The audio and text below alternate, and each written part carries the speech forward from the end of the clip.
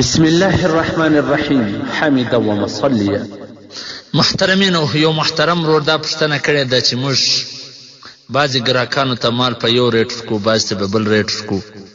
چا سره لږ زیات تعاون وکړو، چا سره کم وکړو، نو دا مال په رنګارنګ ریټو باندې خرڅول د شریعت. علامه مفتی محمد یوسف لودیانوي شهید رحمه الله په خپله فتاواب کې مثلا که حج نمبر 1 صفحه نمبر 44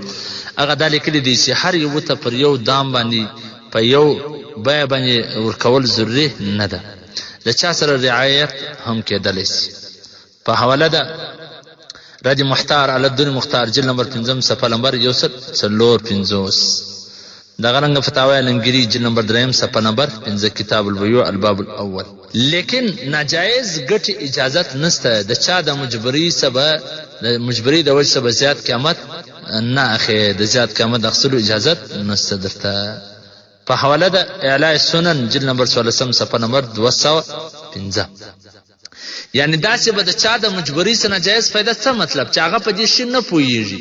په دا خراب بسم شي نه پوهیږي، یا هغه د ترغلي د بازار ریټ نه دی معلوم، ته د سلور پوشي په ظرف یو روپیا کې او بیا پر خرڅه یې د هغه د جهالت یعنی د ناخبري سبب ناجایز فائدہ نه. او علامه لودیانوي شهید رحم الله لیکلي دي په صفحه نمبر 44 هغه دا وایي په چنو وهلو سره کمی به شي جایز ده، لیکن چې کم سړی چنې نه د سره و، یو سړی ستا دماغ در خراب کی، ستا سره چنې چنې چنې چنې او بل سړی راشي چې تا وا هغه ته په سلفي وویله او ستا په ذهن کې دا ده چې زه کدی چنې وای زه په نیوي ورکوم او هغه چنې نه د سره وای په دغه سل باندې راځي سي، نو د انصاف تقاضا دا ده چې د هغه پیسې برته هغه لسپي رو واپس کړي. چې دماغ دې خراب کې هغه ته خو ته په نیوي ورکې،